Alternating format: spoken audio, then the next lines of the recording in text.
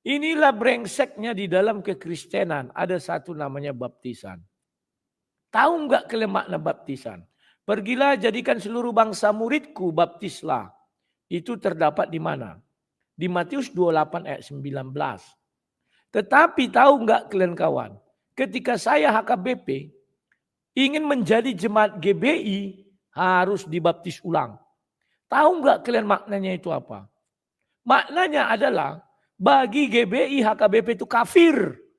Tidak mengenal Tuhan Yesus.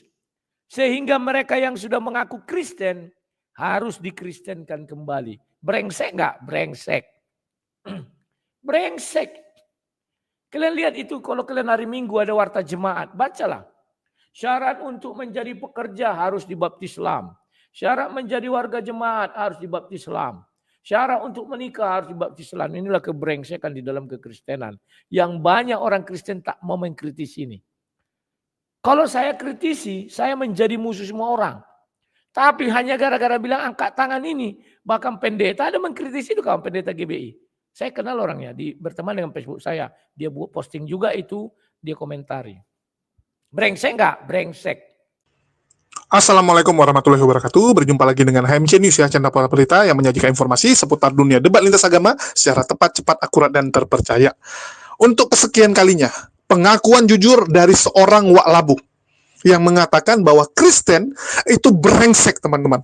Wow, mengejutkan sekali ya. Kok bisa gitu? Bukankah dia sendiri adalah Kristen?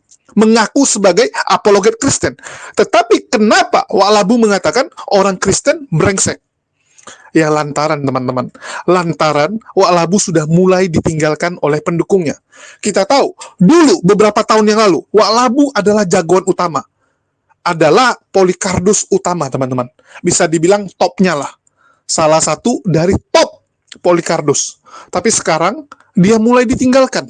Penontonnya turun secara drastis. Lantaran apa? Bosan.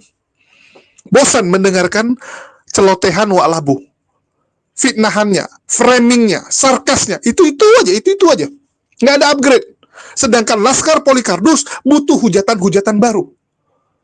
Yang waklabu nggak berani lakukan. Dan itu bisa ditemukan di Polycardos baru. Sekarang muncul Agatha, kan begitu.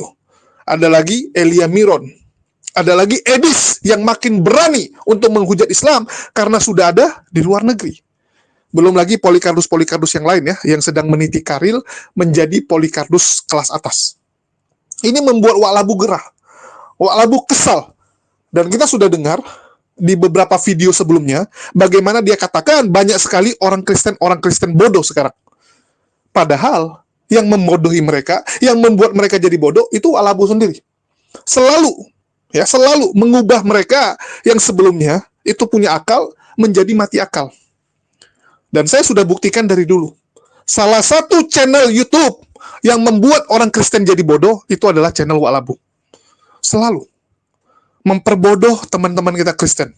Membuat teman-teman Kristen kita menjadi membenci Islam, menjadi barbar, menjadi intoleran. Ini sangat berbahaya. Dan kali ini dia kembali menyerang kekristenan. Karena memang gaya dia seperti itu, teman-teman. Dia akan serang-serang Islam, tetapi begitu orang Kristen tidak mendukung dia, donasi berkurang, dia akan balik menyerang sesama Kristen. Udah dari dulu polanya. Dari dulu. Tanpa ragu diserang. Begitu dia sakit, tanpa ragu yang nolong dia minta maaf atas kesalahan dia dulu, berterima kasih dia sama tanpa ragu karena sudah dibantu biaya pengobatan, dan sekarang dia nyerang lagi tanpa ragu. Kembali menggigit. Anjing saja kita kasih makan, tidak akan menggigit tuannya. Kalau waklabu ini, dia akan tetap menggigit orang yang memberi dia makan. Karena bagi dia, uang di atas segalanya. Nggak ada yang namanya teman. Nggak ada. Coba kalian lihat. Dia hari ini akan berteman sama kalian. Begitu dia anggap dengan menyerang kalian akan mendapatkan keuntungan, dia akan gigit dan serang kalian. Ini karakter manusia yang satu ini. Yang saya nggak tahu ya, masih bisa dikategorikan manusia atau tidak. Di sini, dia menyerang GBI dengan gila-gilaan. Karena kita tahu, waklabu sebelumnya ya, itu berharap rumah dia bisa jadi GBI kalau tidak salah. Sempat dia lobby GBI, tapi ternyata gagal. Ya, padahal hubungan dia sama GBI lumayan. Ruko dia Yang waktu dulu dia tinggal di rumah, di ruko sewaan, itu kan atasnya GBI. Artinya dia cukup dekat dong dengan orang-orang GBI. Ya karena bagi kan, mereka bagi sewa satu ruko tersebut. Begitu rumah dia, dia minta. Waktu awal-awal nggak salah dia bilang GBI. Rencana bangun GBI. Tapi terakhir malah jadi GPDI. Jadi GPDI teman-teman. Ya saya nggak tahu. Ada bentrok apa antara mereka. Sehingga sekarang Wak Labu menyerang GBI. Ya, menyerang GBI. Kita dengarkan dulu. Kan dia bilang dia KBP ya. Baru ini. Ae buasa ita Kristenon marsihata-hataan. Kenapa kita sesama orang Kristen ini mengata-ngatai katanya. Nah nantilah itu bahasa Batak ini. Mengangkat tangan memuji Tuhan ada maknanya. Tangan kita mengangkat tangan Tuhan menopang atau ini banyak ya. Jadi ini banyak orang memberikan argumen sampai 5.000 ya kawan-kawan ya. Tapi kawan, pernah nggak kalian lihat orang Kristen mengomentari sebuah baptisan?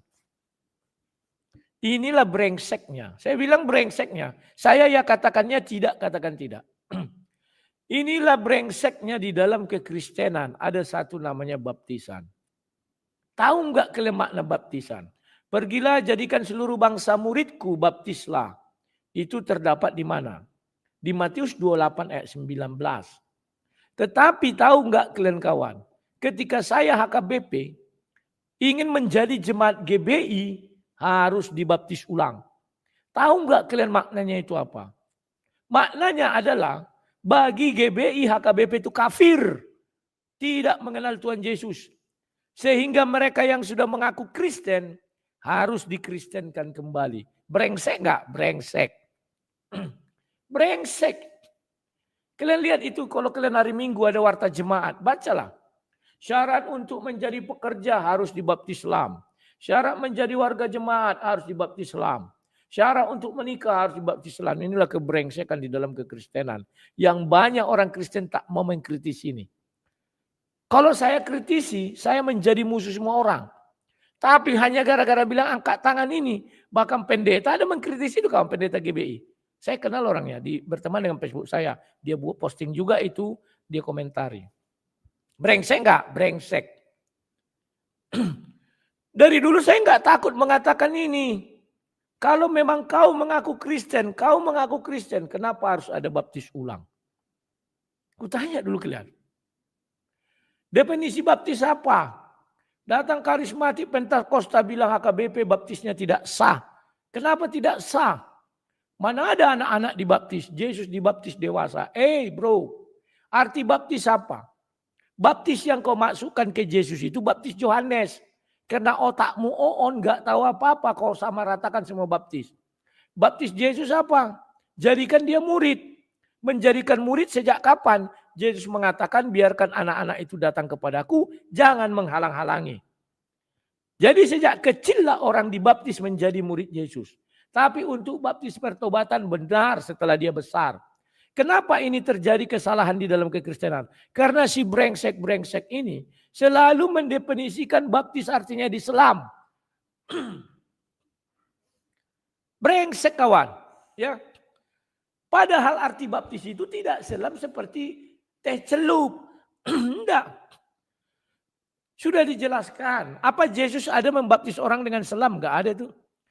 Nah inilah belengseknya teman-teman. Belengseknya manusia satu ini. Gara-gara nggak dapat tempatnya jadi GBI. Ya padahal biasanya GBI paling gampang. Tapi entah kenapa pertimbangannya mereka tidak gunakan rumah Wak Labu ini.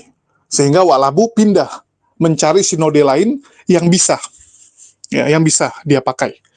Jatuhlah kepada GPDI. Jadi dianggap GBI ini ya saingan kan gitu. Apalagi kita tahu dia cukup kenal dengan jemaat-jemaat GBI terutama yang dulu beribadah di tempat ruko dia. Jadi dia kan tinggal di bawah. Bahkan dia bilang waktu rukonya dipakai sama GBI, itu dia jadi tukang parkir. Kerjaan dia jaga parkir ya.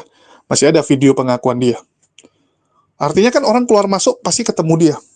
Pasti dia kenal dengan orang-orang itu. Ya mungkin itu ingin dia tarik ke rumah dia sekarang, GPDI. Dan persaingannya kita tahulah. Antar sinode ini saling mencuri domba. Mencuri domba teman-teman. Mereka bilang itu domba harusnya masuk ke tempat dia. Oh itu kenalan saya harusnya jadi jemaat saya. Ngapain jadi jemaat di sana kan begitu? Saling serang.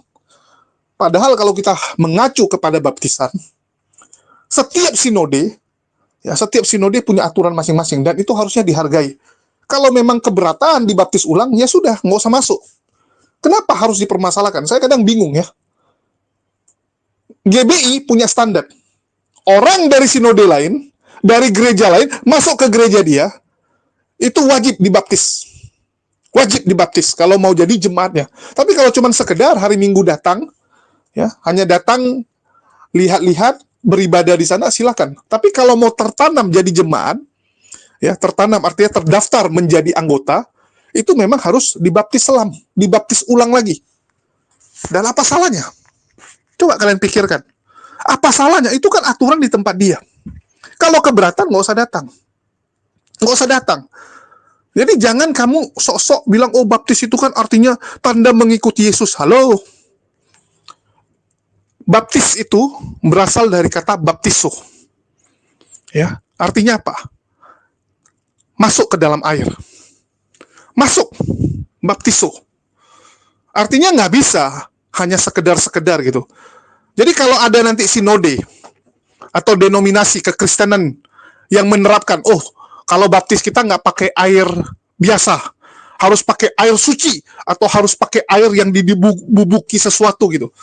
Terus mereka anggap baptisan di tempat lain karena nggak pakai bubuk tersebut, karena nggak pakai formula tersebut, itu nggak sah. Itu boleh aja kan?